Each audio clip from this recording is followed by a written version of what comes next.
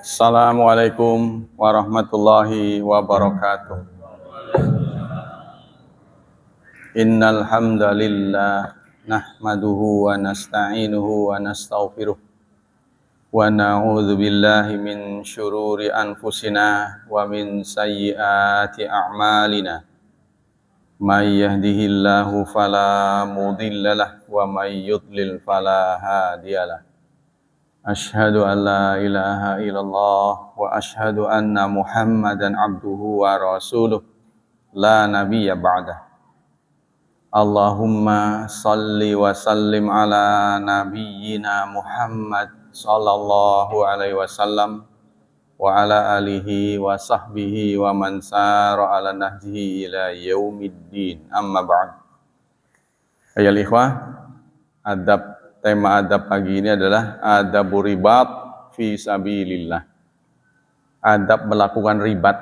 Ribat itu menjaga tapal batas negara di jalan Allah. Nah, ini wajib militer ya. Jadi, prajurit-prajurit kita. Karena Islam itu bukan hanya untuk sipil, tetapi juga untuk semua orang. Nah, sekarang akan bicara untuk militer. Allah Subhanahu wa taala berfirman dalam surat 3, surat Al-Imran ayat 200.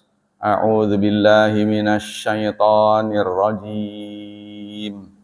Ya ayyuhalladzina amanu sabiru wasabiru warabitu wattaqullaha la'allakum tuflihun. Wahai orang-orang beriman, bersabarlah kalian, wasabiru, dan disiplinlah, warabitu, serta berjaga-jagalah, ribat, wattaqullaha, dan bertakwalah pada Allah, la'allakum tuflihun, agar kalian beruntung. Wa an Salman Al-Farisi, dari Salman Al-Farisi radhiyallahu an, qala, beliau berkata, qala Rasulullah sallallahu alaihi wasallam, Rasulullah sallallahu alaihi wasallam bersabda, ribatu yaumin wa lailah khairun min siyami syahrin wa qiyamih.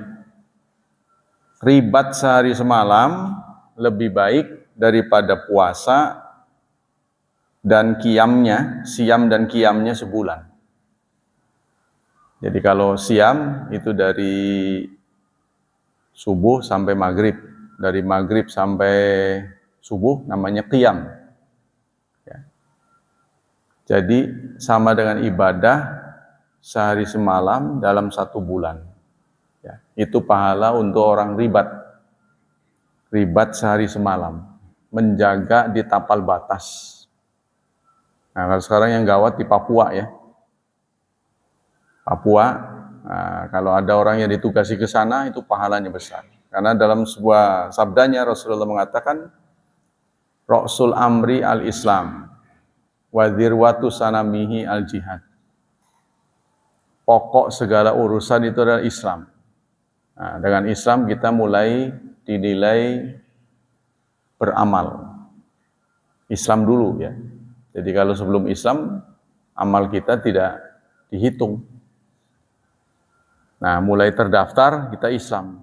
Itu yang paling murah. Jadi kalau ada ajaran Islam yang paling pertama adalah Islam. Nah, setelah itu syahadat berarti ya. Setelah itu niat. Nah, niatnya apa? Itu kan? Itu yang paling murah, yang paling rendah. Yang tertinggi, yang modalnya besar adalah jihad. Karena jihad itu sebenarnya walaupun tidur dia tidak tidur. Ya. Ada suatu suara dia harus jaga.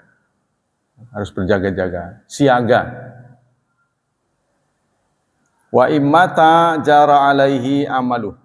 Jika dia mati, maka berlaku untuknya amalnya, alladzi kana ya'maluhu, yang biasa dia amalkan. Wa ujriya alaihi rizquhu, dan akan dialirkan rizkinya. Wa uminal fattan, serta akan aman dari siksa kubur. Nah, untuk itulah sahabat-sahabat itu pergi kalau ada peluang jihad, Jihad itu tidak bisa ditentukan oleh kita, tidak setiap saat kita bisa berangkat.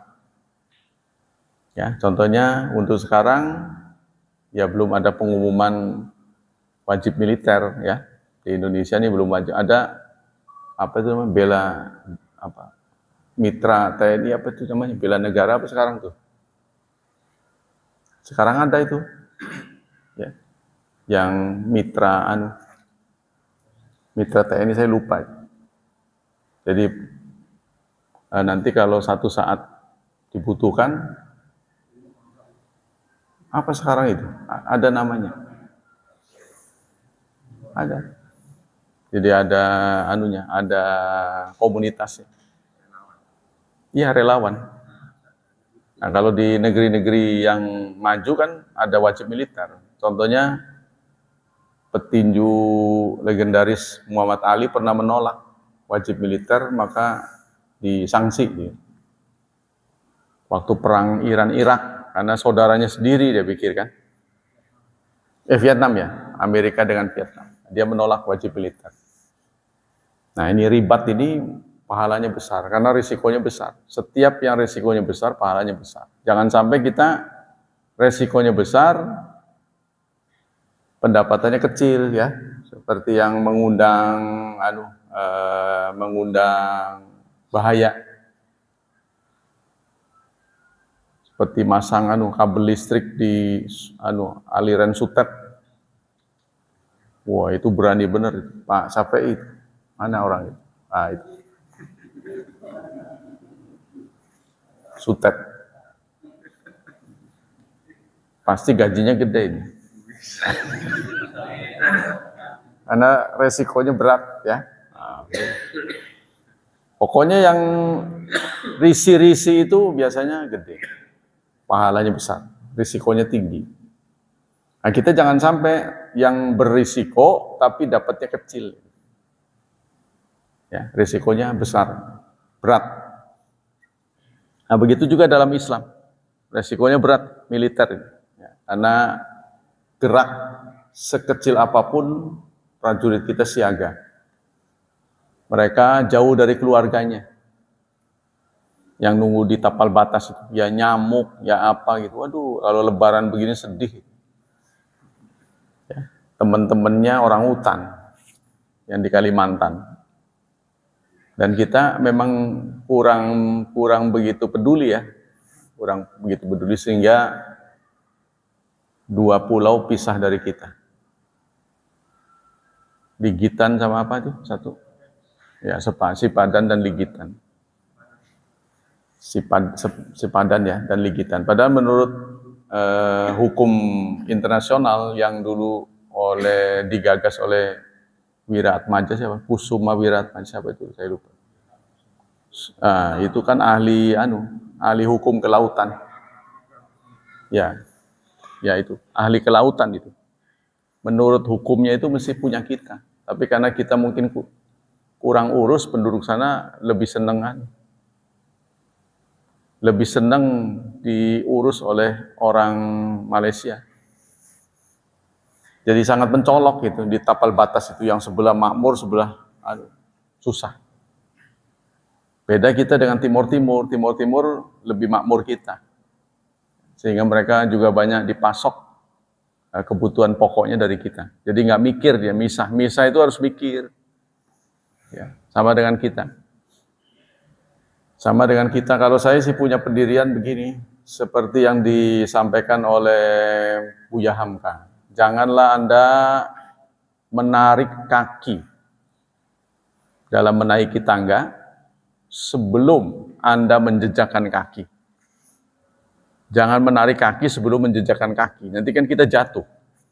Jadi kalau kita mau melangkah itu sudah ada pijakan dulu, baru kaki ini diangkat. Dalam urusan rumah tangga, karena kita kebutuhannya bukan buat sendiri, berdampak kepada keluarga, keputusan apapun yang berdampak pada keluarga harus dibicarakan dengan keluarganya. Kalau kita masih jomblo, masih sendiri sih ya putusin aja sendiri, ya mau nganggur mau apa. Tapi kalau berdampak pada keluarga harus pikir-pikir. Sebab itu akan mengakibatkan fatal. kalau sampai berdasarkan kemauan kita ya, keluarganya akan sia-sia. Wa min adabi dzalika, jadi salah satu manfaat kita ribat. Jadi contohnya kita kalau ada wajib militer, kita ikut, insya Allah kita akan bebas dari siksa kubur.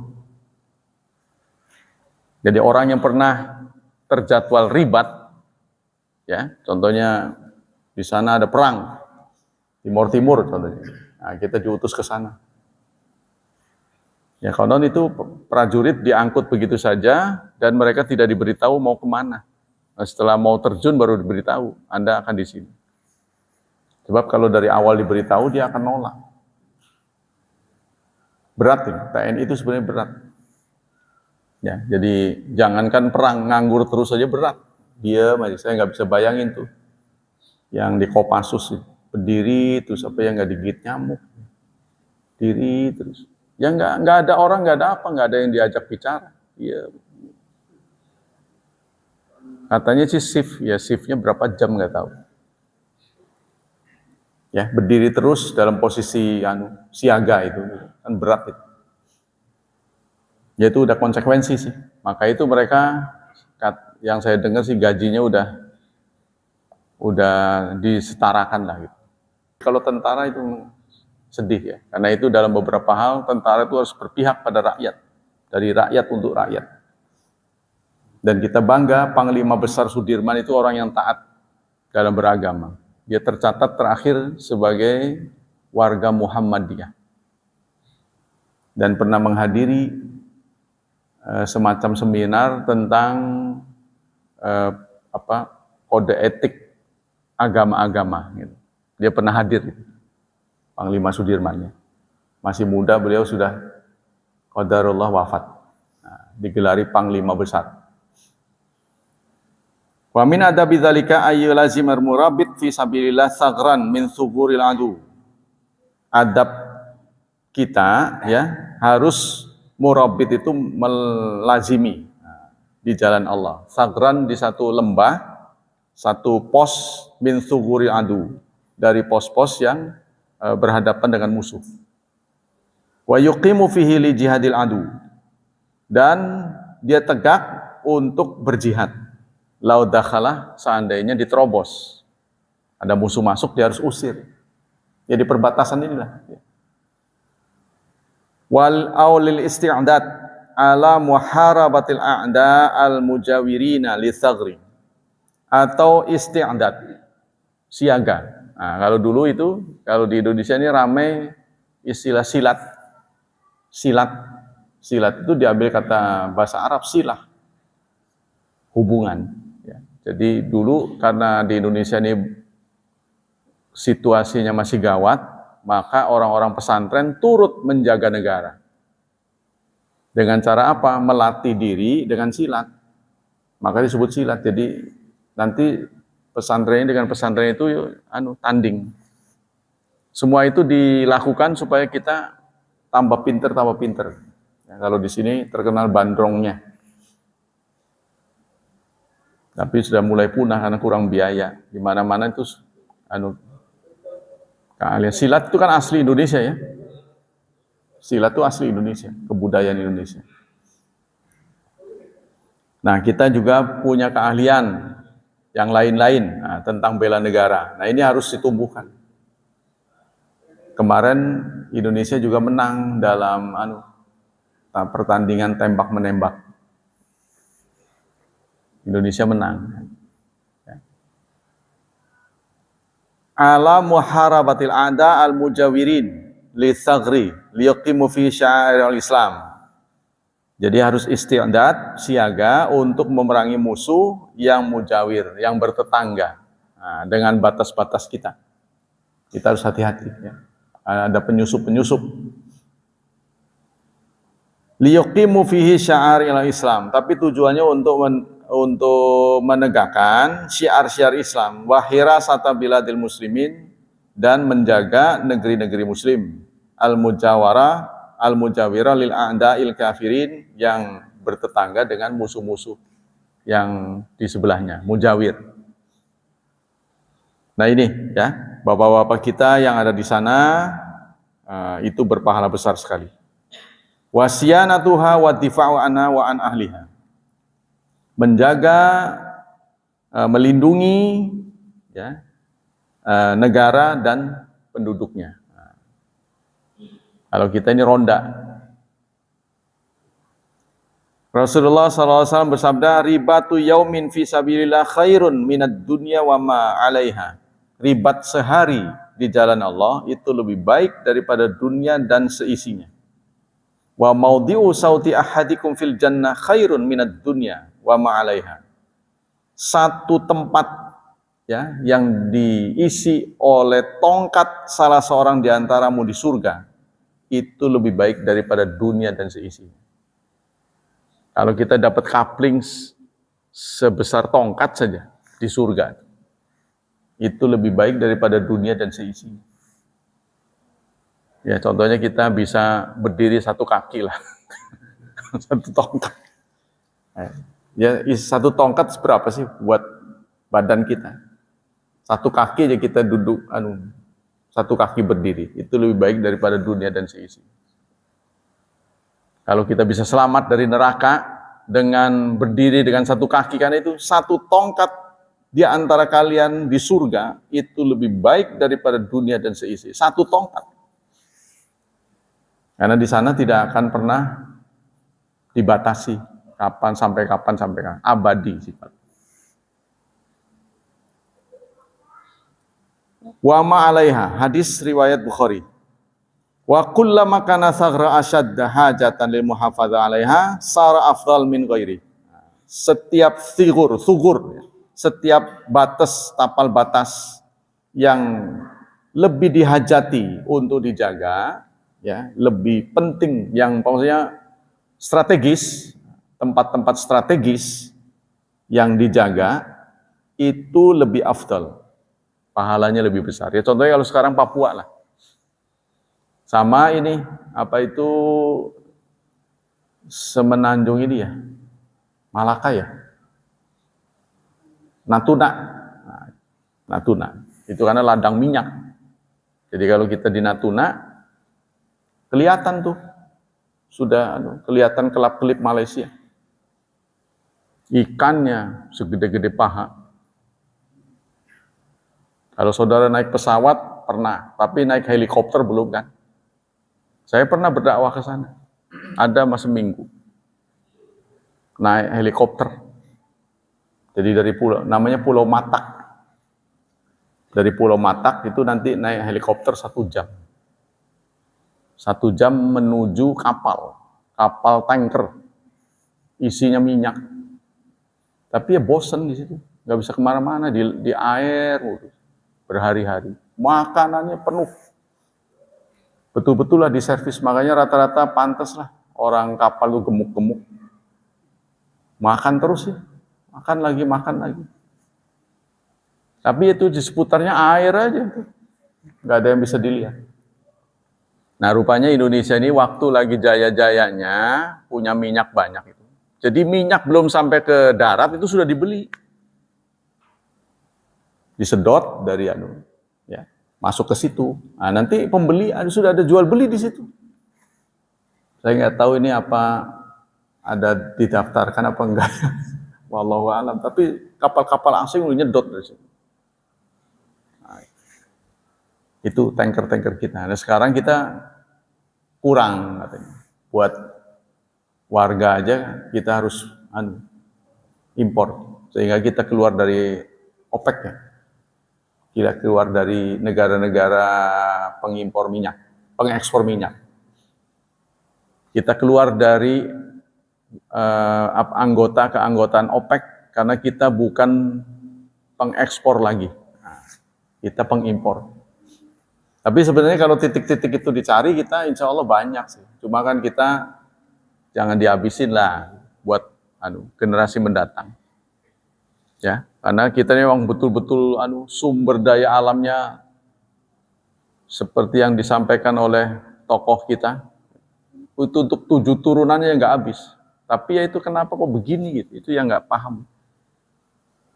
Kita ini adalah penghasil minyak, sayur, sawit kedua terbesar di dunia.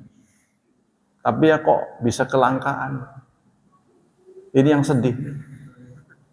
Ironis sekali ya. Jadi katanya, apa itu istilahnya? Ada tikus mati di lumbung. Nah, itu kita. Ini ada yang nggak beres nih orang-orang. Nah, sudah terlihat tuh. Kejaksaan Agung bergerak ya. Kelihatan tuh muka-mukanya. Nah, ini muka-muka yang sebenarnya bandit, pengkhianat bangsa. Diberi amanah tapi tidak amanah. Mengambil keuntungan, mengambil kesempatan di atas kesempitan. Di atas penderitaan. Nggak gituan aja udah menderita. Itu ya. Nah, beruntung kita masih dibantu oleh kelapa-kelapa. Jadi pada bikin minyak kelapa. Kenapa sih bangsa ini selalu ngegoreng gitu? Rebus aja sih. Suruh ngerebus. Ya kita kan memang ini begitu sih. Ya. Contohnya mie goreng. Ternyata nggak digoreng, direbus. Mie goreng, nah itu tulisan ini. Kemasan, mie goreng, nggak digoreng, direbus. Bahasanya aja ya. Nah, jadi goreng diganti rebus. Nah, kita lanjutkan. Ya tukang gorengan ini yang menderita, masa saya rebus? Bawa direbus nggak ada yang mau. Nah, jadi pokoknya dalam Islam itu kita bisa pikirkanlah, saudara. Jadi makin sulit itu makin pahalanya besar. Tapi saudara jangan tertipu oleh temuan-temuan orang kafir.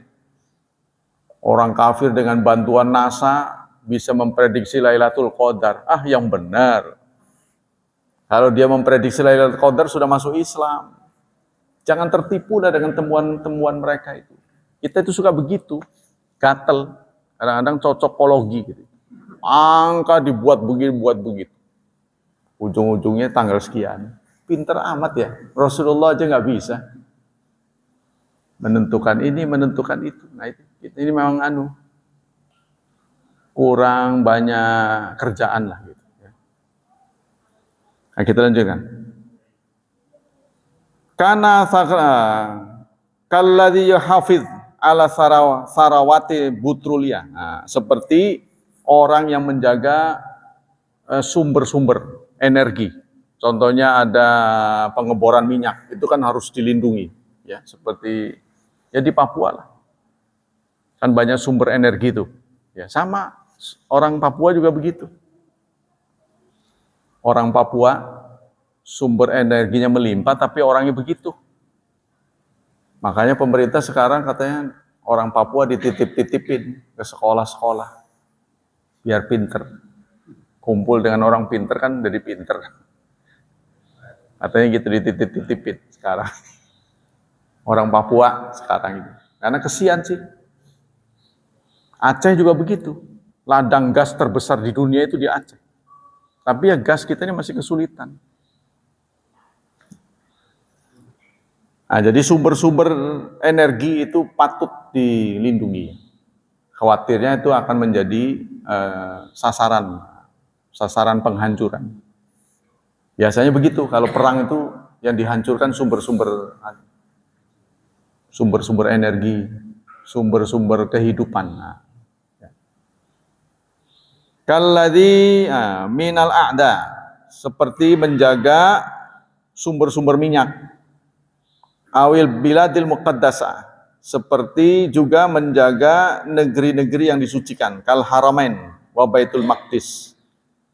Ya, seperti menjaga Haramain, Mekah Madinah dan Baitul Maqdis. Baitul Maqdis ini berbeda, saudara. Jadi kalau saja seandainya itu ya, seandainya Masjid Al-Aqsa itu dipindah ke Jakarta, wah, Indonesia itu pasti udah kaya. Karena Baitul Maqdis ini adalah satu tempat yang dihadiri oleh 3 pemeluk. Kan tidak ada di dunia ini. Masjid Nabawi jauh-jauh di tapal batas sudah. Yang kafir ke sono, Muslim baru boleh masuk, kan begitu kan? Apalagi di Masjidil Haram. Tapi di Baitul Maqdis ini 3 pemeluk jadi satu. Supaya mereka nggak berantem, dibagilah ruangannya. Kamu sono, ini sini. Makanya rebutan. Sama-sama satu tempat diaku, mereka lah yang paling berhak. Orang Yahudi mengatakan, dialah yang paling berhak. Karena dari sejarahnya. Orang Islam juga begitu, karena kita sudah pernah menaklukkan Palestina di zaman Umar bin Khattab. Ya, zaman Umar bin Khattab itu ditaklukkan Baitul Maqdis. Dan itu juga ada sejarahnya. Sejarah Isra Mi'raj kan ke sana, Masjidil Aqsa. Nah, itu kalau saja pemerintah Israel tobat, sudah dia bekerja sama, dia beri tempat orang Islam. Insya Allah orang Islam itu nggak pendendam, berbagi ruang saja. Ya, karena itu satu tempat betul-betul mendatangkan rezeki. Mubarakan, diberkahi. Pasti kita juga akan merencanakan kalau haji ke sana, tidak sekedar Mekah Madinah, tapi pasti plus. Kalau ada yang memberikan peluang ya, datang ke Mekah saja, datang Mekah Madinah, dan datang Mekah Madinah Palestina, pasti pada milih yang itu, 3-3 itu. Karena itulah memang dalam hadis, tempat yang boleh dijadikan safar, berpahala, safarnya berpahala itu ke situ. Nah, kita belum berkesempatan ke sana. Kita lanjutkan. Wa tamamu ribat arba'una yauman. Sempurnaan ribat itu 40 hari. Nah, kita tugasnya itu harus 40 hari jaga di sana masing-masing. Ya, di tapal batas itu harus digilir. Ronda, ya, jaga. Kama warada anin nabiyyi, sebagaimana pernah ada hadis dari Nabi, Rasulullah bersabda, tamamu ribat arba'una yauman. Kesempurnaan ribat adalah 40 hari. Hadis tercatat di Tabrani dalam Mu'jamul Kabir. Dari Abi Umamah, wa qala Haythami fil Majma'. Wa qala ba'dul ulama inna aqalahu sa'atun wahidatun. Tapi ada ulama yang mengatakan sesaat saja. Kalau Anda pernah pokoknya mernai lah gitu. Sikatnya mernai, walaupun menjejakkan kaki cuma semenit. Ya. Kita pernah hadir di medan perang. Nah, itu afdolnya keimanan tuh begitu. Jadi suasana perang kita tahu. Suasana perang. Ya, menegangkan sekali gitu. Ya. Nah, itu paling tidak ada pengalaman. Pokoknya pernah ngalamin saja di situ. Itu kesempurnaan dari ribat. Wa qala ba'du ulama in aqala sa'atun wahidatun wa qala Ibnu Hajar al-Asqalani. Ibnu Hajar Asqalani, penulis Fathul Bari dan Bulughul Maram mengatakan aqallu ma yujzi'u yaumun wa lailah. Minimal kata beliau itu sehari semalam. Jadi 24 jam, sehari dan semalam. Wa rawiya an Ibni Umar Ibni Khattab radhiyallahu anhuma annahu qaddima ala Umar minar ribat. Diceritakan oleh Ibnu Umar anaknya ya bahwa beliau datang ke ayahnya pulang dari ribat. Begitu pulang dari jaga di tapal batas, beliau mendatangi ayahnya. Faqal kam rabatta. Berapa lama kamu di sana? Walaupun yang menjadi pimpinan tertinggi adalah ayahnya. Tetap anaknya disuruh jaga di tapal batas. Jadi beliau nggak pandang orang. Kata anaknya menjawab, Ibnu Umar mengatakan salasina yauman. 30 hari saya di sana. Faqala Umar berkata, azamtu alaika illa raja'ta hatta tutimmaha arba'ina ya. Ayo, saya ingin kamu itu balik lagi ke sana sampai 40 hari. Ya dijangkepin 40 hari. Kamu kurang 10. Sana pulang lagi sana. Ya, jadi menurut beliau-beliau ini 40 hari. Wa kullama zadat muddatur ribat kana ajru azam. Masa atau waktu lebih lama, lebih besar pahalanya. Ya karena resikonya lebih besar tadi. Ya, ada orang yang menikah ceritanya, pengantin baru. Setelah itu beliau melihat, setelah menikah dia melihat kesibukan. Belum sampai walimah, baru akad nikah saja. Beliau melihat teman-teman sibuk. Dia tanya, saya lupa nih nama sahabat. Lagi apa nih? Kami lagi siap-siap mau ada perang. Rasulullah menyuruh kami siap-siap. Kok kenapa saya nggak dikasih tahu? Kamu kan pengantin baru. Jadi ada kompensasi lah. Kata sahabat ini, tidak. Semua biaya yang aku peruntukkan untuk walimah, ya, tolong diberikan untuk biaya perang. Beliau pun ikut perang. Ya. Begitu ikut perang, beliau pun syahid. Rasulullah melihat mayatnya, beliau tertunduk. Kenapa ya Rasulullah, engkau kok tertunduk? Aku malu karena bidadari barusan menyongsong dia. Tuh, barusan menyongsong. Jadi ini menjadi antrian para sahabat untuk bisa ribat. Kalau kita kan takut ya, kita pejiri kan. Maka itu kita masih hidup. Kalau kita bukan keturunan orang pejiri, nggak bakal ada kita ini, karena udah mati duluan bapak kita. Karena waktu perang bapak kita nyumput, lah punya anak kita. Katanya begitu, katanya. Ya, jadi kita ini adalah keturunan orang-orang penakut. Tapi jangan salah loh, Belanda 3 abad sekian itu, Islam ternyata tidak punah di Indonesia. Islam tidak punah walaupun kita dijajah lebih dari 3 abad. Cuma ya bukan punah sih. Cuma ya giginya ompong. Istilahnya gitu ya. Sehingga ada orang yang digigit anjing malah ketawa. Karena giginya nggak ada jadi geli. Bukan. Jadi ada orang digigit anjing ketawa. Karena geli ya. Nah, itu kita. Kita ini pejiri. Tidak ada giginya. Jadi bagaimana mau maju, karena yang ngaji rata-rata udah nggak punya gigi. Waktu dia punya gigi dia nggak mau ngaji. Jadi kita ini lagi strong, punya kekayaan, punya kekuasaan, nggak mau mampir. Ya, walaupun dia mengatakan Eropa ku datangi, ya, lautan ku seberangi, gunung tertinggi ku daki, tapi pengajian ku lewati. Nah, dilewatin. Kan? Nah, ini tipe kita ini.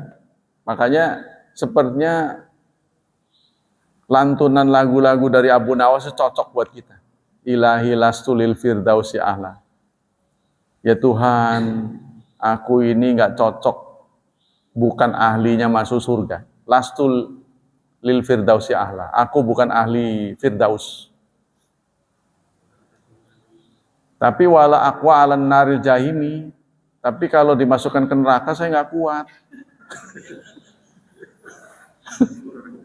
Kamu malam gitu. Manja kamu. Ada yang bukan ahli, tapi dimasukin ke sono nggak mau.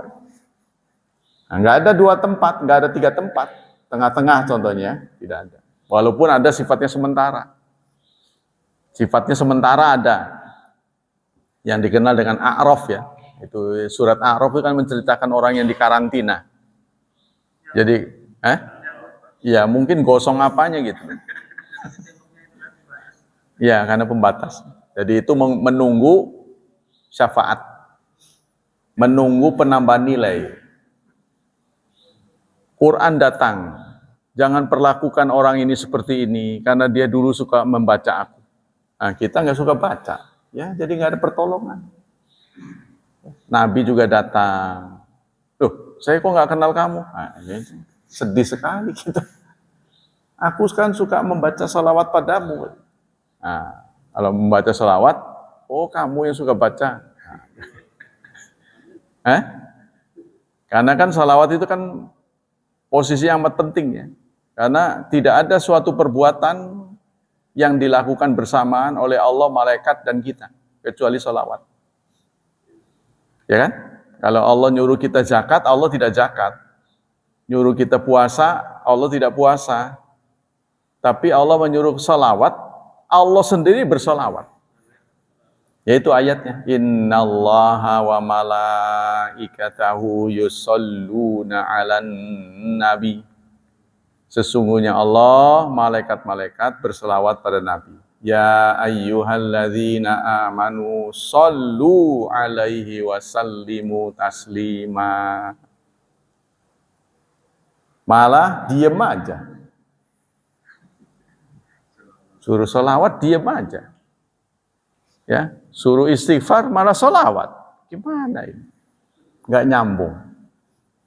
Fastaghfiruh, kata khatib, innahu huwal ghafurur rahim. Saudara-saudara, mari kita beristighfar. Allahumma sholli ala Muhammad. Malah salawat. Giliran khatib yang ngomong innallaha wa malaikatahu yusholluna 'alan nabi. Wahai orang-orang beriman, Allah dan malaikat bersalawat pada Nabi. Ayo salawat, yuk salawat. Menang baik. Berarti dasarnya nggak paham. Ya, ada yang keras.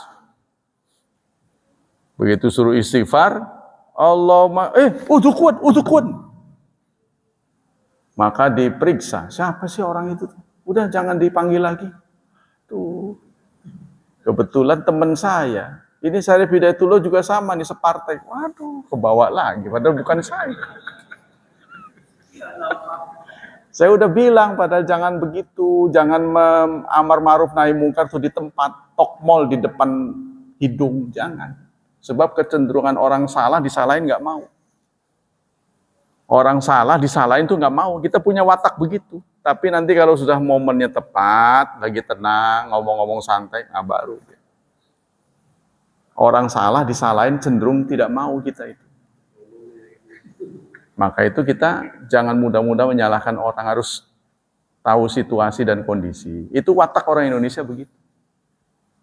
Punten ya, saya mau bicara. Oh ya apa Pak? Baru dia mau. Jadi mau bicara ngomong dulu, izin dulu.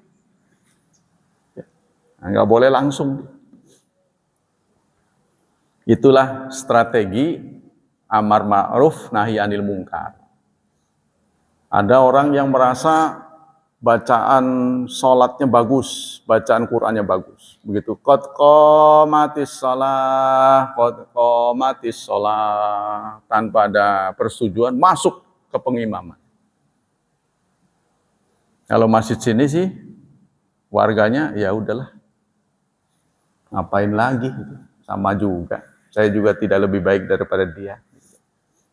Ada di masjid lain, begitu, Assalamualaikum warahmatullahi wabarakatuh, langsung ditepuk. Siapa yang mengizinkan Bapak jadi imam? Nah itu kalau digitu apa nggak malu? Izin dulu, itu kalau punya orang tuh izin dulu. Ada basa-basinya. Nah, kalau saya begitu, nggak mau saya jadi imam. Saya tidak berkunut, orangnya berkunut.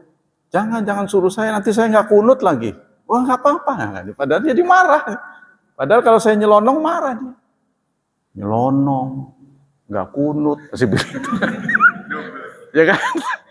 Oh jangan nyuruh saya, Ustadz aja, jangan, saya mau kunut, saya nggak berkunut, kalian berkunut, kan nggak ada yang mau ngimamin, oh nggak apa-apa, Itu basa-basinya begitu. Padahal saya tahu kalau saya jelodong langsung ngimamin, nggak ngomong, nggak pakai kunut, sih dia ngomong, ya kan?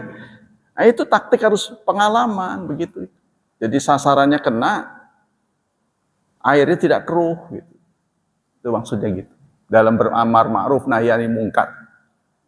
Banyak orang salah ketika orang menganggap dia benar, menganggap semuanya benar itu saya, yang paling benar itu saya. Ada yang benar lagi murid saya. Ada lagi yang ketiga guru saya. Selain itu salah, nomor 4, 5, 6 salah. Dia mengira dengan cara begitu itu efektif, itu nol, nihil. Pada satu hari nanti orang melihat kualitas dia. Ngomongnya doang. Lama-lama tahu. Tapi terbalik, kalau kita pinter, kita bisa, kita rendah hati, sudahlah semua orang sama. Oh, orangnya sangat baik sekali. Sopan orang, akan lebih mengena, ya, karena akhlak ini lebih, sehingga Rasulullah mengatakan, ya Rasulullah, apa yang paling cepat mengantarkan saya ke surga? Husnul khuluq, akhlak yang baik. Nah, kita harus begitu, walaupun kita kadang-kadang sangar gitu ya, kadang-kadang sebel gitu, tampil beringasnya kita, tidak boleh begitu. Sama-sama lah kita punya kode etik ya, kode etik sebagai dai. Harus begitu. Ada yang main serobot. Hari-hari ini kan main serobot saja. Orang sudah dijadwal, udah jangan dia. Nggak nyunah itu. Oh bisa nyunah, nggak nyunah itu mana? Di sini tuh nggak ada pelantikan ustadz. Di Indonesia ini nggak ada pelantikan ustadz. Kalau pendeta ya ada. Sekali orang menjadi pendeta, dibawa kemanapun dia pendeta karena ada sertifikatnya. Kalau kita kan baru abatasa ustadz, baru bisa ngajarin iqra ustadz. Ya, tapi sebaiknya kita jangan memanggil diri kita ustadz, orang lain boleh. Pak, namanya saya kasih tambah kiai ya? Jangan. Kenapa keberat? Saya kan nggak punya pesantren. Salah satu syarat orang disebut kiai itu ada pesantrennya. Oh begitu Pak ya? Iya. Padahal saya bohongin. Siapapun boleh dipanggil kiai. Yang penting jangan kita gitu loh. Udah jelas tidak hafal Quran 30 juz. Sebut al-hafidh. Bla bla bla bla. Ya kalau cuma hafal juz ke-30 saya juga hafal. Yang dimaksud hafidh itu kan hafal 30 juz, bukan juz ke-30.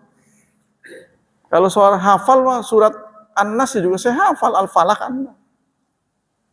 Maksudnya, janganlah kita memberitahu diri kita itu lebih baik daripada orang lain. Biarkan orang yang bunyi, orang yang mengakui. Jangan kita yang memproklamirkan, nih saya orang pinter. Jangan begitu. Itu tidak sopan.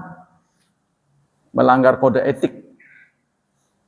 Ya, sebaiknya kita biasa-biasa saja. Ya, kayak Cibeber itu terkenal nausorofnya dulu, tapi ya sehingga kalau orang bisik-bisik, sing Cibeber hati-hati. Begitu. Hati-hati. Iya, itu pernah terjadi kan. Ada dosen saya nguji saya. Dosen sebelahnya ngomong, tamatan Cibeber, tamatan. Kamu jangan menggoda dia tentang nausorof, itu udah mainan dia gitu. Tapi dia kotak-katik di situ juga, berantem sama saya. Nah, saya pakai judulnya Ta'arud Dalil Hukum, Ta'arud antar dalil. Ta'arud itu berasal dari kata ta'arodo. Ini salah nih kamu ada alifnya, tidak, benar. Salah, benar itu. Salah, benar, salah, benar. Saya buktikan, malu dia kan. Kata orang itu, saya Cibeber, masih nggak tahu juga tuh Cibeber. Nah itu keren begitu. Saya harap itu bisa pangurawi.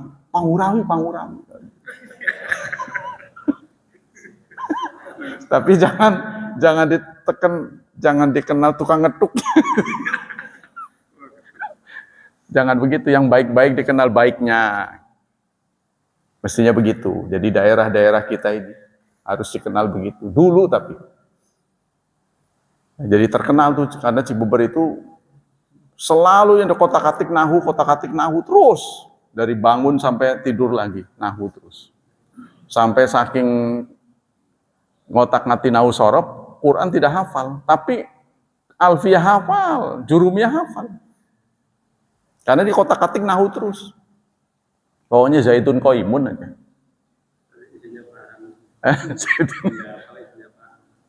Paham gitu. Nah, kita harus terkenal dengan kebaikannya, sebab itu akan menjadi kesaksian kelak di hari kiamat. Jangan pernah kita menginginkan minta kesaksian orang lain, tetangga Anda sajalah. Nanti kalau ditanya, kamu kenal fulan? Kenal. Apa yang kamu kenal dari fulan? Dia orang yang baik. Ya. Allah berfirman, yauma idzin tuhadditsu akhbaraha bi anna rabbaka auhala. Ini menurut ahli tafsir, bumi akan memberikan kesaksian. Ini tempat yang kita duduki akan memberi kesaksian kelak di hari kiamat. Bahwa pada tanggal hari Kamis, ya, tanggal 28 April, jam sekian Anda ngaji. Gurunya ini, teman-temannya ini. Akan tercatat dengan rapih. Tidak ada yang lolos. Mali hadzal kitab la yughadiru saghiratan wala kabiratan il ahsaha. Sampai orang terkagum-kagum. Ini catatan kok lengkap amat. Apalagi yang besar, yang kecil-kecil ada tanggalnya, teman-temannya, tempatnya. Tidak akan lolos kita. Ya, semuanya akan memberi kesaksian. Nah, kita diminta untuk sering-sering gitu. Nah, begitu kata Umar bin Khattab kepada anaknya. Karena kurang waktu, beliau dalam beribat, kurang 10 diminta untuk ngejangkepin. Wa kullama zadat muddatur ribat kana ajr azam wa intizar salah ila salah minar ribat fi sabilillah. Intizar, menunggu sholat sampai ke sholat yang baru, itu juga bagian dari ribat.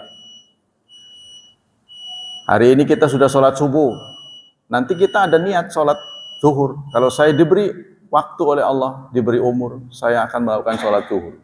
Itu termasuk ribat. Kita sudah mengira-ngira nanti zuhur akan jatuh pada jam sekian, menit sekian. Saya akan sholat. Kalau diberi umur. Nah, setelah kita sholat zuhur, kita juga berniat nanti asar akan jatuh jam sekian, menit sekian. Kalau aku diberi umur, saya akan sholat asar. Itu juga bagian dari ribat yang dicatat oleh Allah. Ya, kalau kita begitu. Qala Rasulullah sallallahu alaihi wasallam. Ini hadisnya adalah sabda Rasulullah, ala adullukum ala ma yamhallahu bil khataya wa yarfa'u bid darajat. Maukah aku tunjukkan kalian, aku tunjukkan sesuatu yang bisa menghapuskan kesalahan-kesalahan dan mengangkat derajat? Sahabat-sahabat menjawab, bala ya Rasulullah. Ya tentu saja ya Rasulullah. Rasulullah menjawab, isbagul wudu alal makarih. Anda menyempurnakan wudu di atas ketidaksukaan.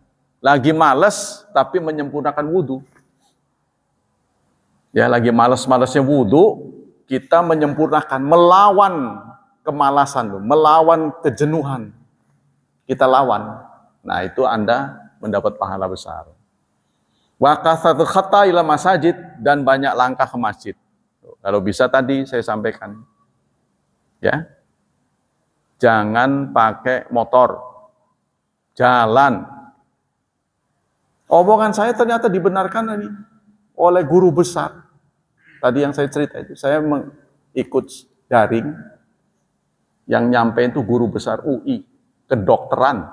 Dia sudah meneliti di negara-negara yang warganya usia panjang, umurnya panjang-panjang seperti Jepang gitu. Lalu dia berikan seminar. Salah satu temuannya adalah sering jalan kaki. Tuh, sering jalan kaki. Supaya ini di usia lansia maksudnya. Jadi Dia meneliti 6 negara apa di dunia ini yang warganya tuh banyak harapan hidupnya tinggi. Nah, ternyata mereka beberapa survei penelitian itu pertama sering jalan kaki.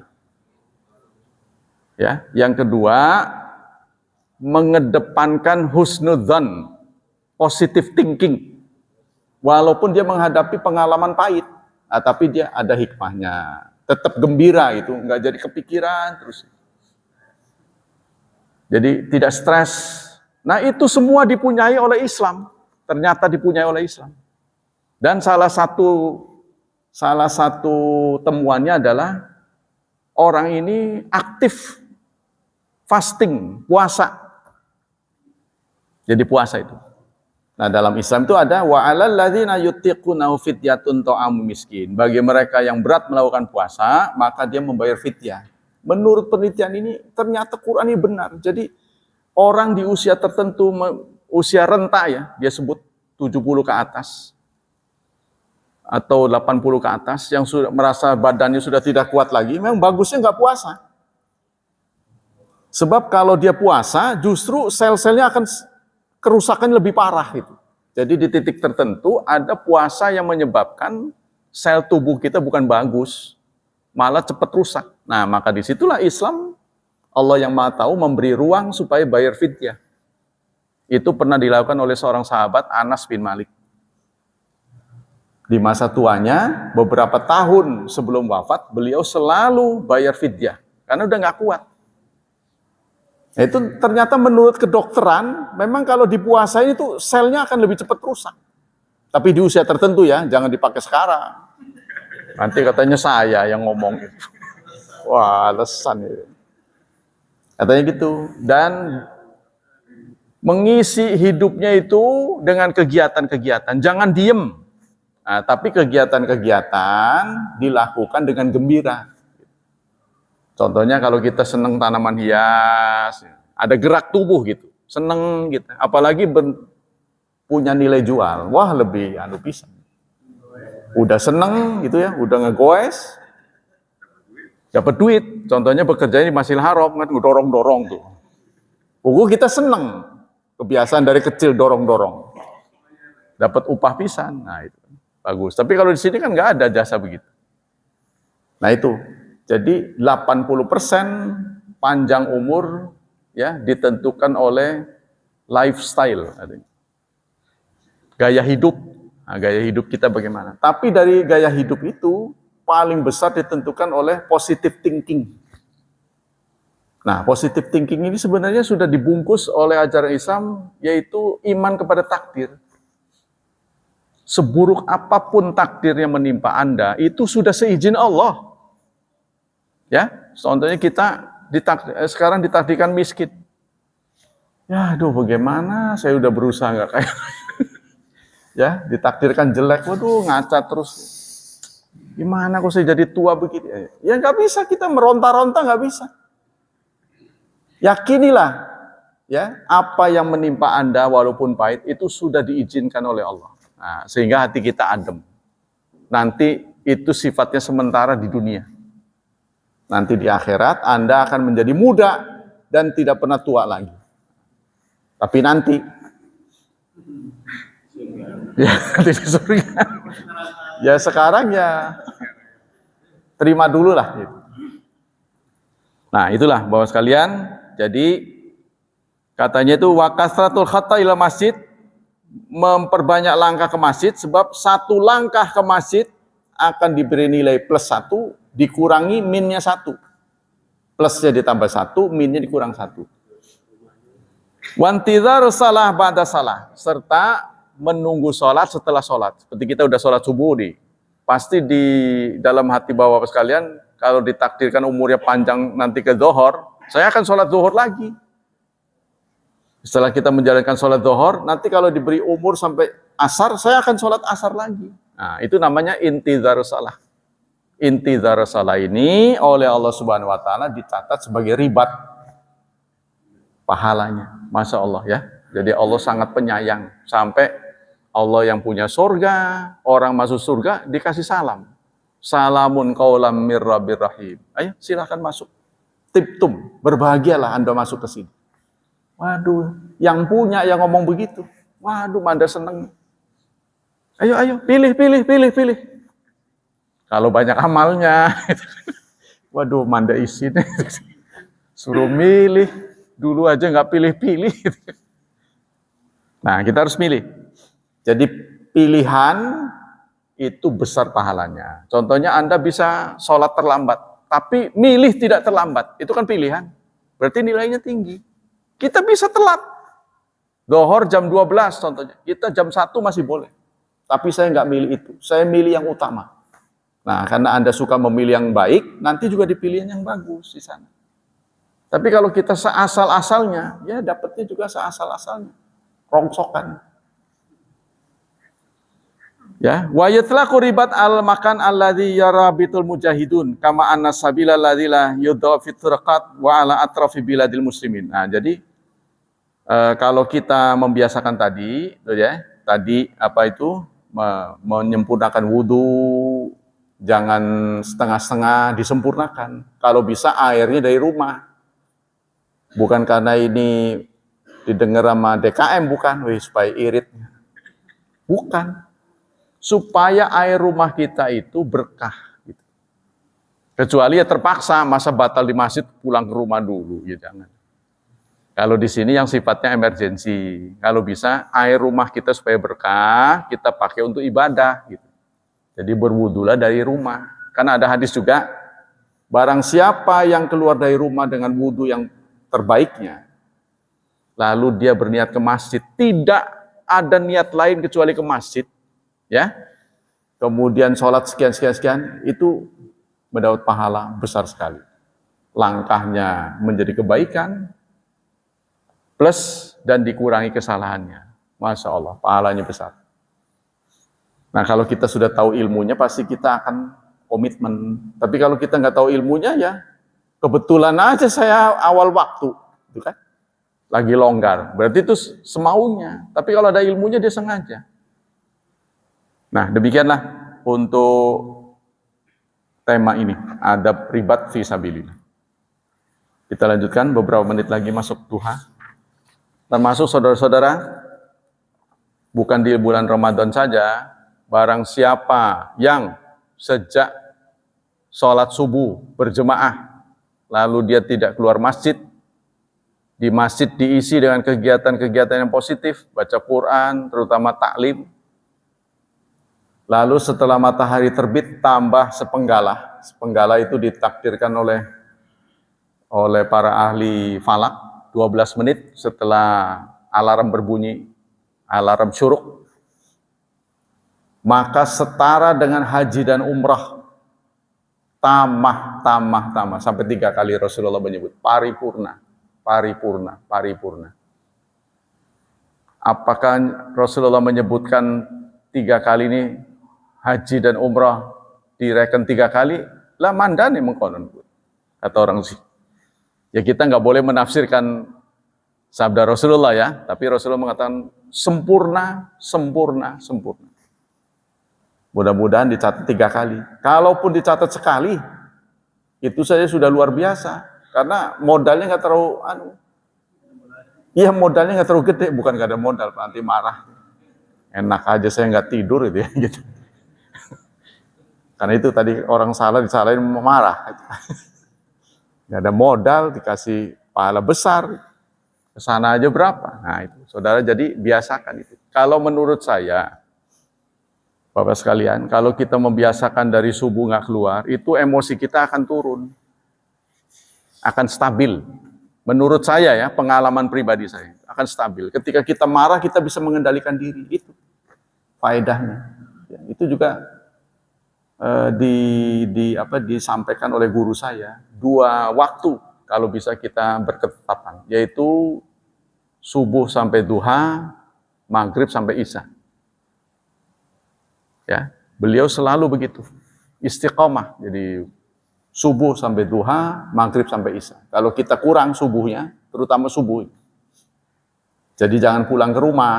Jadi apa tadarusan, apa taklim.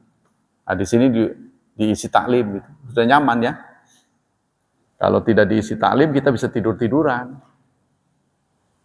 Gabut gitu, nggak tahu harus ngapain. Nah, makanya banyak acara. Kita lanjutkan beberapa menit lagi. Hadis yang ke-8. Bismillahirrahmanirrahim.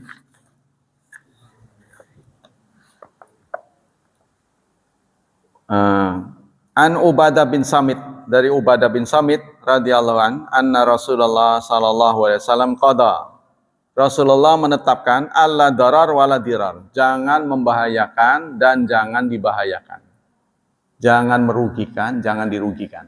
Nah, ini salah satu pokok ajaran Islam. Kalau kita tidak mau dirugikan orang lain, jangan merugikan orang lain. Kalau kita tidak mau disakiti orang lain, jangan menyakiti orang. Kalau kita ingin bahagia, bahagiakan orang lain. Kalau kita ingin ditolong, tolonglah orang lain. Tapi balasan dari Allah ini tidak instan. Kalau kita gemar menolong, boleh jadi anak kita ditolong orang. Nggak langsung ke kita. Ya, satu saat kita ada di titik terendah. Kita membutuhkan pertolongan. Karena kita suka menolong orang, ada aja yang nolong. Kita tidak pernah tahu kalau kita sering ya melancarkan problematika orang, persoalan orang, ya, masalah orang, kita mudahkan, kita lancarin, maka kita juga akan dilancarkan orang. Nah, begitulah seterusnya. Hadis ini memberi inspirasi ke sana. Apa kesimpulan hadis ini? Sebagai berikut.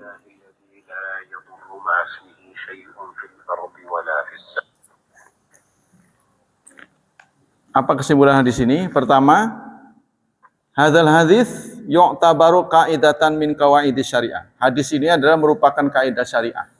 Jadi syariat itu prinsipnya tidak menyulitkan. Prinsipnya. Sehingga kalau Anda lihat transaksi dalam muamalat Islam itu hampir menghilangkan goror, unsur penipuan. Semua yang mengandung unsur goror pasti tidak boleh. Contohnya riba. Riba ini kan menjadi tanda tanya, ya kan? Saya harus bayar berapa? Kepikiran terus bunganya itu. Maka itu dianggap tidak boleh. Begitu juga kita membeli sesuatu, menipu, menutup-nutupi. Itu unsur goror tidak boleh. Semuanya yang ada unsur goror itu tidak boleh. Yang selanjutnya, an-nadarar yuzalu. Bahwa kemudaratan itu dihilangkan. Semua kemudaratan dihilangkan. Sehingga kalau kita sehat, kita sholat berdiri. Tapi kalau kita tidak mampu berdiri, Islam tidak mewajibkan kita berdiri, duduklah. Dan begitu seterusnya, kalau nggak bisa duduk berbaring, semua. Yang ketiga, fil hadis dalilun ala tahrimil khumur wal mukhaddirat wa syurbid dukhan wa nahwiha mimma yadurul badan. Hadis ini menjadi dalil haramnya minuman keras dan hal-hal yang akan mengganggu kesehatan kita, termasuk merokok. Ya, merokok itu jelas tidak boleh. Loh, kok nggak ada dalilnya? Karena rokok muncul setelah Rasulullah. Pertama kali itu suku Indian pakai pipa yang panjang. Suku Indian itu pertama kali rokok. Ya. Nah, itu jelas-jelas tidak ada mengandung vitamin apapun dalam rokok itu. Semuanya racun. Jadi kita tidak boleh meracuni kita. Yang selanjutnya, yang keempat, man'ul Islam minat tasarruf fi milkihi mimma yata'adda daruru ila ghairi. Islam melarang kita bermuamalat, bertransaksi benda yang akan membuat orang lain bahaya. Tidak boleh benda yang membahayakan itu diperjualbelikan. Tidak boleh ya. Jadi menjual sesuatu yang membuat orang bahaya, racun atau akan overdosis, itu harus mendapat pengawalan yang ketat. Yang kelima, anal Islam harrama darar bikulli suwari. Islam melarangkan seluruh kemadaratan, wajami askali, dalam bentuk apapun, dalam bentuk perbuatan apapun.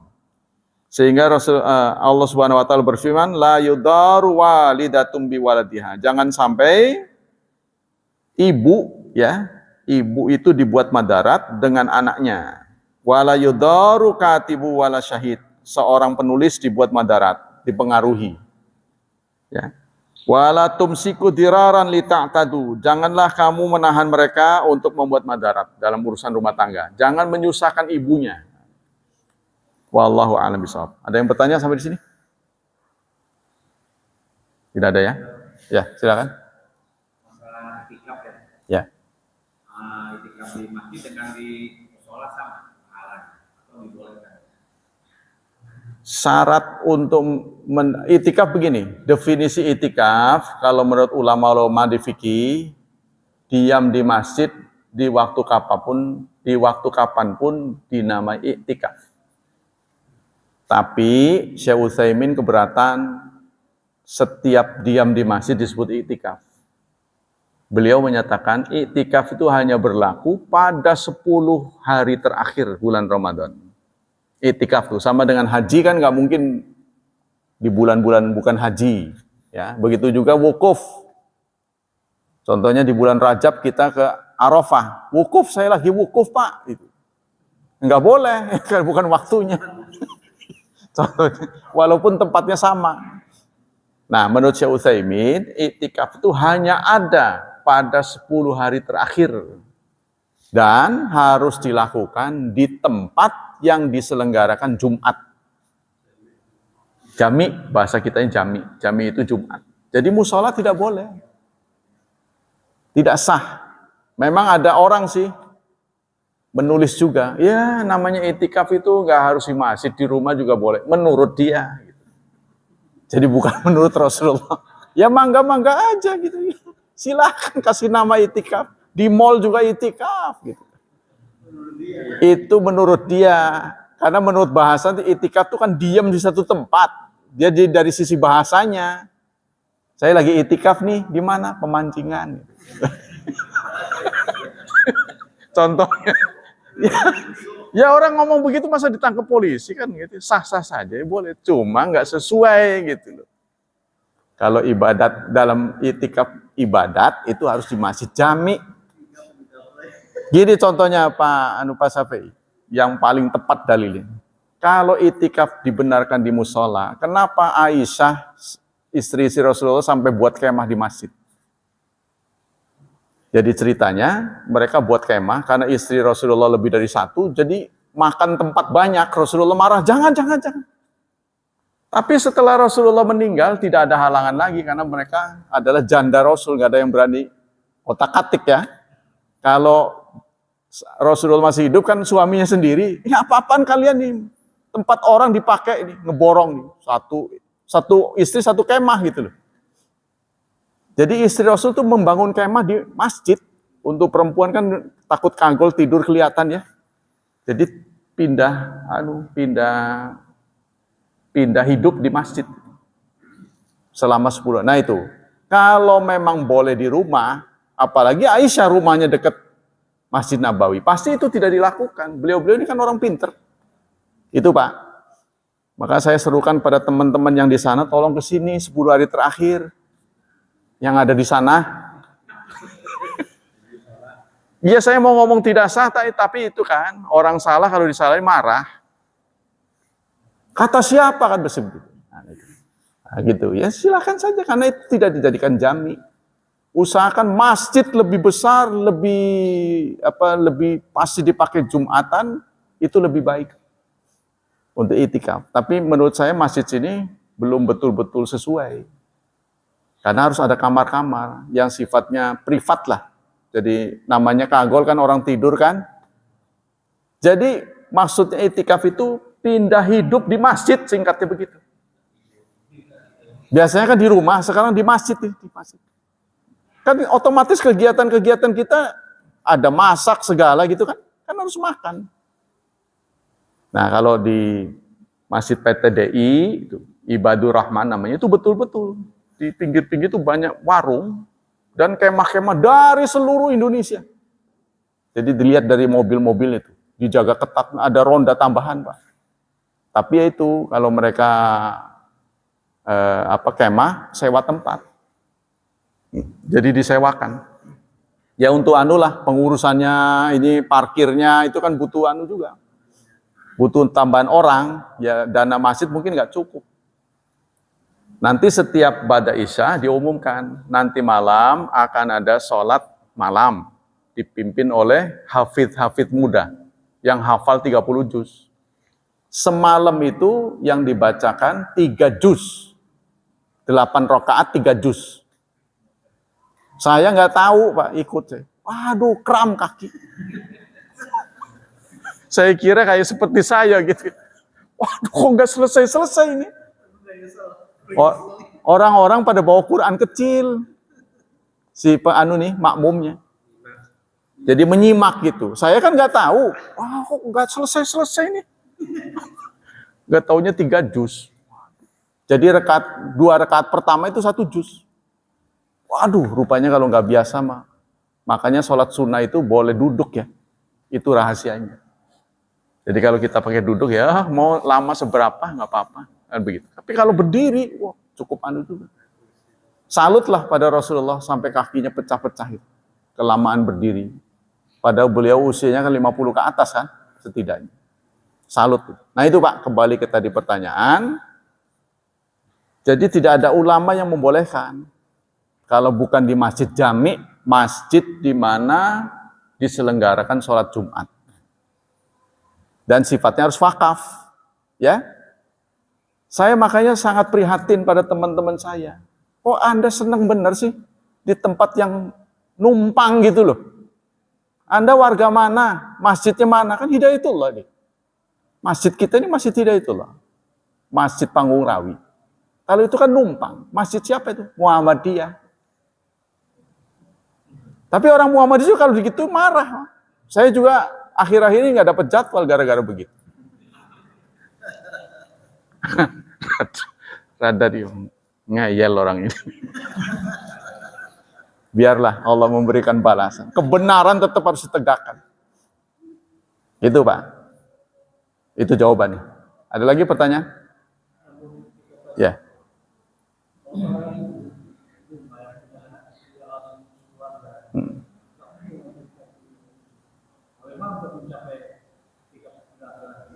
Ya itikaf itu kan nggak harus penuh Pak. Ya sejam 2 jam kayak saya gitu kan. Saya kan mencontohkan juga ya untuk yang tidak mampu jangan layutrokukuluhu yang tidak bisa dicapai semua jangan ditinggalkan semua. Anda bisanya berapa? Karena pelanggaran terhadap itikaf itu tidak ada sanksinya. Yang penting Anda punya komitmen. Tahun ini mau modelnya apa itikaf Anda? Kunjungan ke masjid istilahnya Pak. Kunjungan ke masjid berapa yang Anda bisa lakukan di malam hari? Oh saya cuma bisa 2 jam. Lakukan. Tapi kalau kita sudah berkomitmen, jangan dilanggar. Karena ini menguji kejujuran kita. Itu Pak maksudnya. Kalau Bapak bisa 3 jam, 3 jam. Sejam, sejam. Itu. Nah, syukur-syukur pasti dapat ya 10 kali 24 jam, 240 jam. Pasti dapat. Kalau kita pasang wuwu, semua tidak ada pori-pori yang terbuka, pasti dapat tuh ikan. Tapi kalau sejam 2 jam, ya mudah-mudahan dapat pas lagi itu. Datang pisan. Nah ini dirahasiakan oleh Allah setiap tahun. Seperti sekarang, ada mulai Sabtu, ada yang mulai Minggu. Bagaimana nih ganjilnya? Udah pasang aja, mau genep, mau ganjil pun 10 hari. Gitu kan? Pas sekarang kan, sekarang kan ganjil. Sekarang kan genap. Genap menurut Anda, menurut saya ganjil karena saya mulai Sabtu. Kan begitu? Yang Sabtu ngomong, Pak saya genap. Genap menurut Anda, ganjil menurut yang Minggu. Kalau khilafiyah, sebaiknya dua-duanya. Pasti dapat. Itu ganjil semua. Anggap aja ganjil semua.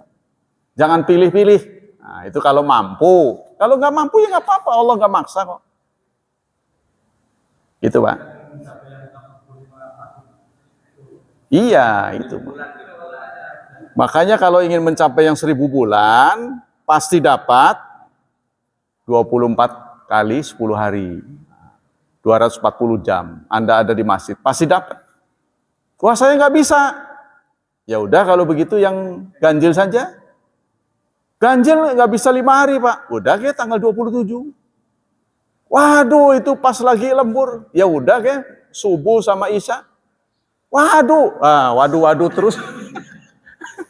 Ya susah kalau begitu. Kapan musuh Anda sudah dibelenggu?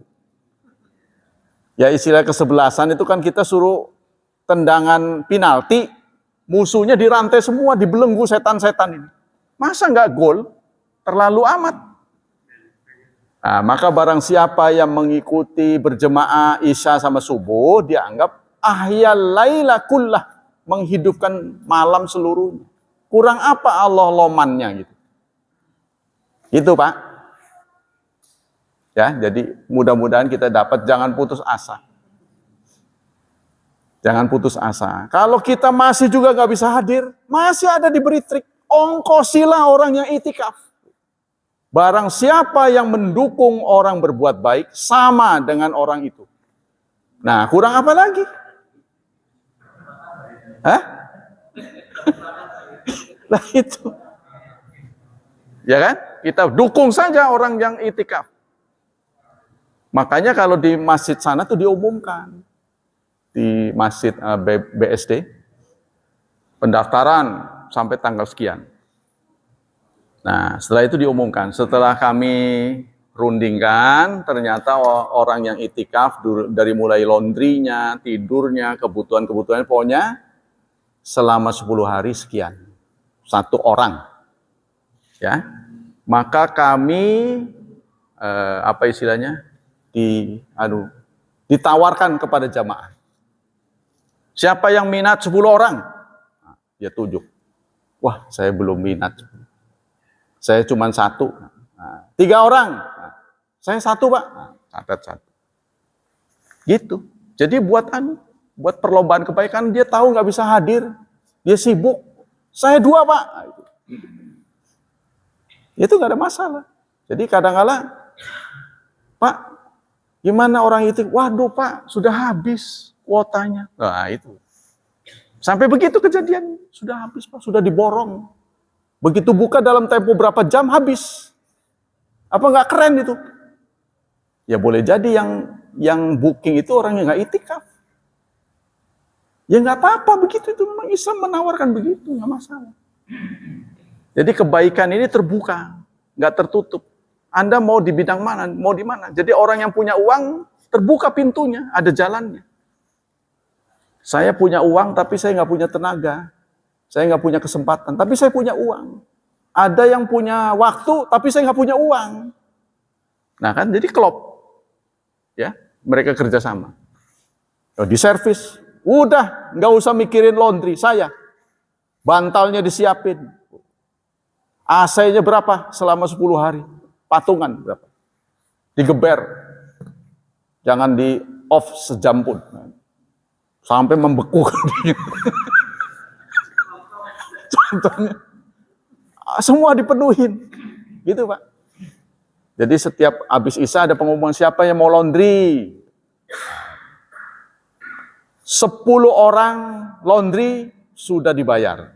Ada yang begitu. Ada yang ngebayarin laundrynya. 100 kotak pertama sudah dibayar. Kita ngantri panjang, Bapak kan 101. Maaf Pak, nggak dapet. Antri. Nah itu bagus sekali, saya kira itu. Ya. Di Mekah juga begitu. Ada satu restoran dalam bahasa Arab ya. Ini untuk paket ini sekian. Jadi kita bayar aja, dia yang nanti mendistribusikan. Sehingga kalau kita kan ada mobil bak terbuka itu, mobil bak itu, box, biasanya kan dagang itu. Obral gitu. Sana mah enggak, bagi nasi. Ayo. Sana gitu kan? Keren bener itu, bagi kurma, bagi apa gitu. Wah, nasinya enak-enak. Itu kayaknya dari muhsin ini. Orang-orang yang berbuat baik. Nah itulah, semuanya terbuka buat kita. Demikian kajian pagi ini, semoga menginspirasi. Semoga Allah Subhanahu wa taala melipat gandakan pahala kita Semoga Allah tetap menjaga dan melindungi kita dari wabah dan fitnah. Semoga Allah mencerahkan masa depan putra-putri kita, membentuk mereka menjadi generasi yang salihin dan salihat.